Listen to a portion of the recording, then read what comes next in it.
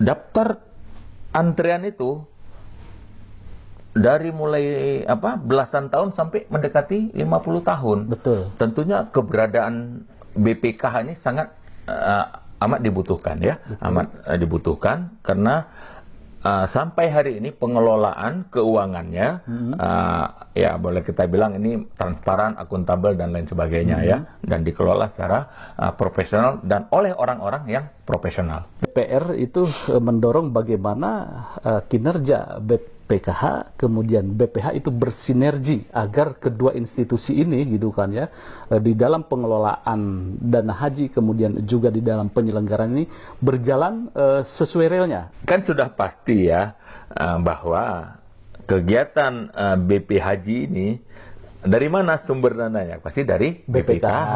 Ya. Mereka harus bersinergi. Ya, jadi jangan berantem lah ya Pak. Jangan berantem ya. Wah, repot itu nanti ya.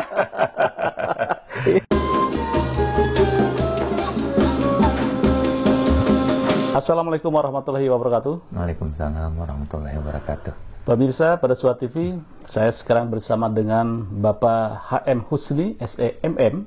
Beliau adalah Kapoksi Komisi 8 DPR RI dari Partai Gerindra atau fraksi Partai Gerindra, dan beliau dari Dapil Sumut 1 ya Pak ya? Sumut 1 benar. Sumut 1 itu dari Medan, dari Serdang Bedage. Oh, Serdang Bedage. Wah, ini tebing tinggi. Terus kemudian tebing tinggi ya. Dan juga beliau adalah sebagai tim panja, tim pengawas haji 2025. Iya. Berarti berangkat kemarin ya Pak ya? Kemarin berangkat saya. Alhamdulillah. Kita ke bagian berkahnya nih. Amin ya Allah. Dan juga di sini posisinya sebagai di revisi Undang-Undang Nomor 8 dan Undang-Undang Nomor 34 PKH itu sebagai anggota atau sebagai tim ya? Tim panja. Tim panja. Jadi kita berbicara dengan sosok yang kredibel tentang persoalan haji. Secara keseluruhan haji kemarin itu bagaimana pantauan dari Bapak? Kalau saya melihat ya ada yang baik juga ada yang mungkin ada kekurangan. Ya, tapi mungkin Pak, karena saya baru pulang haji, saya tak mau komen itu dulu. Oke. Baik, pemirsa, pada intinya bahwa pelaksanaan ibadah haji kemarin, penyelenggaraan haji itu memang banyak ada beberapa kendala, tetapi yang kami dengar bahwa itu sudah terselesaikan itu ya. Itu tentang evaluasi dan ini menjadi sebuah masukan nanti untuk ini ya Pak ya, Haji 2026 ya Pak ya. Ya. Baik, saya masih dengan Bapak Husni dari fraksi Partai Gerindra. Pak, ini kan sedang ramai atau sedang dibahas tentang revisi undang-undang tentang pengelolaan dana haji dan penyelenggaraan haji. Itu esensi dari revisi ini, boleh tidak Pak ini bocorannya kira-kira? Ya, silakan aja. Kemarin Wakil Ketua Umum MUI mengatakan bahwa keuangan haji pengelolaannya itu tetap harus di BPKH. Iya.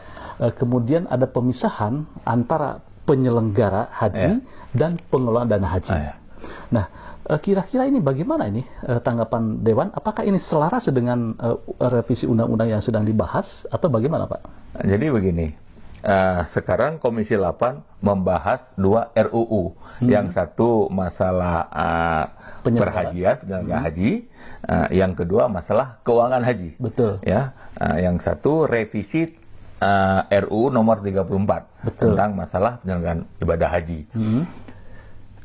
Satu lagi 34 tentang BPKH nomor 8 tentang ibadah haji. Ya, di sini tentunya ini ada 2 hal yang berbeda. Betul. Ini 2 hal yang berbeda ya.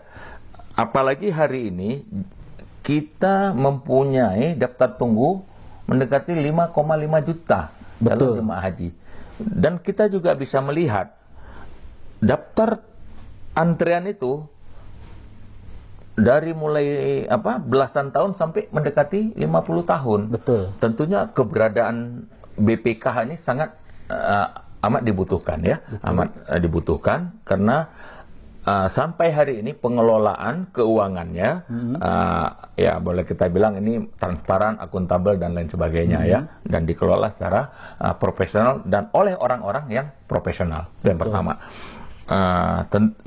Yang kedua, tentunya ini RUU nomor 8 tentang penyelenggaraan ibadah haji, kan kita tahu Pak Prabowo sudah mengagendakan bahwa tahun 2026 pelaksanaan ibadah haji dilakukan oleh Badan Penyelenggara Haji.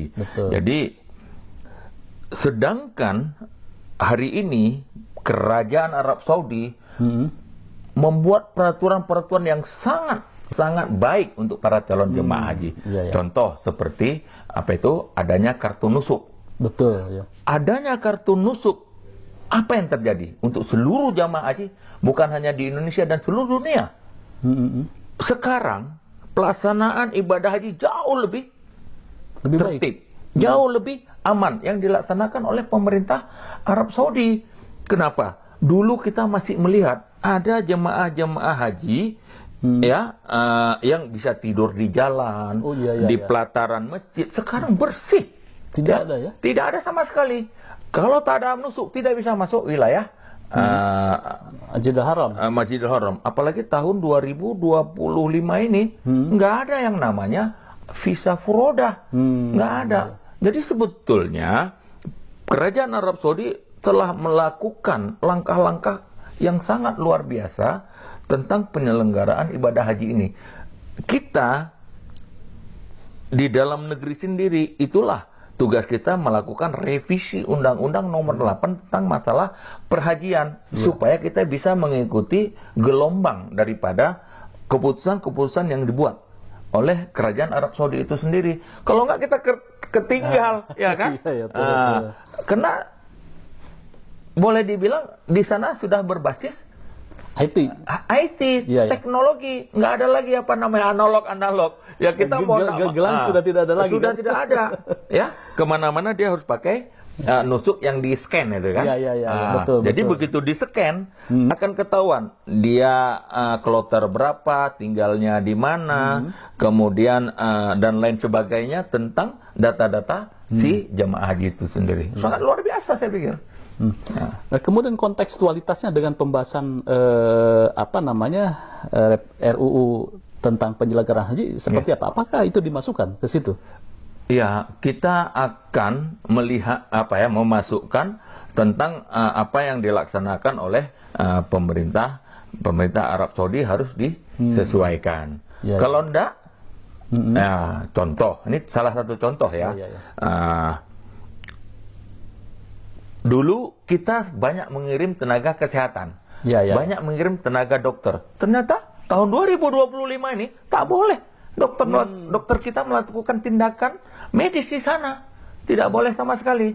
Nah, tentunya apa yang harus kita lakukan? Paling kurang, apabila jamaah itu sakit dan lain sebagainya, itu harus masuk ke rumah sakit yang ada di Saudi, klinik Saudi. Paling kurang ada pendampingan tenaga medis kita maupun perawat kita yang bisa mendampingi pasien tersebut di klinik-klinik yang ada di Arab Saudi. Karena tidak boleh melakukan infus, suntik, kasih obat atau apapun di dalam asrama, ditangkap, dikerebek, itu nggak boleh, itu ilegal. Jadi inovasi-inovasi seperti ini kalau kita ketinggalan, bisa ini kan nanti bisa bermasalah kembali di 2026 itu. Iya, bisa bermasalah. Tetapi di dalam revisi itu 2026 BPH itu sudah eksis dan sudah pure 100% sebagai penyelenggara, begitu Pak? Ya, kita pertama memang sudah 100% ya. Yang kedua ya kita juga berharap kemarin juga mereka ikut mendampingi haji tahun 2025 tentunya mereka akan belajar di mana kelemahan-kelemahan pada tahun 2025 yang insya Allah pada periode 2026 mereka harus lebih bagus lagi. Ya. Tetapi di bawah kepemimpinan Gus Irfan Yusuf, kemudian juga Bang Dhanil, Bapak yakin bahwa ini dua sosok ini bisa mensinergikan pelaksanaan ibadah haji 2026 itu lebih bagus? Ya, kita harus yakin, Pak. Ya kan, ini kan mereka kan pasti Pak Prabowo memilih orang tuh biasanya kan nggak pernah salah itu kan. Kita Komisi 8 kan harus mendorong supaya 2026 ini apa yang kita bahas dalam rancangan undang-undang ya tentunya bisa seluruhnya diimplementasikan di lapangan pada tahun 2026 nantinya. Artinya di dalam revisi itu dikatakan bahwa BPH itu memang pure terhadap penyelenggaraan haji ya, dan pengelolaan dana haji itu tidak masuk ke dalam BPH begitu. Kan jelas ini ya, ada dua RUU yang berbeda ya. Yang satu masalah pelaksanaan ibadah haji dengan revisi Undang-Undang Nomor 8. Yang satu lagi tentang revisi Undang-Undang Nomor 34 ini yang BPKH ini kan dua hal yang terpisah. Tapi mereka harus bahwa nanti ke depannya bersinergi. Harus bersinergi. Kalau nggak dari mana? Karena ini uang jamaah nih kan di BPKH nih. Kita harus jaga betul itu.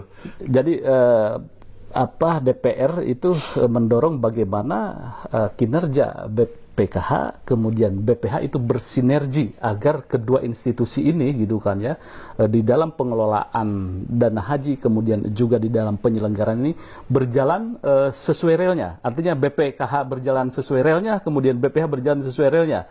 Begitu ya Pak ya? Ya, kan sudah pasti ya bahwa kegiatan BP Haji ini dari mana sumber dananya? Pasti dari BPKH. Mereka harus bersinergi. Ya, jadi jangan berantem lah ya Pak. Jangan berantem ya. Wah, repot itu nanti ya. Jadi jangan berantem ya. Jangan ini saling overlapping gitu kan ya.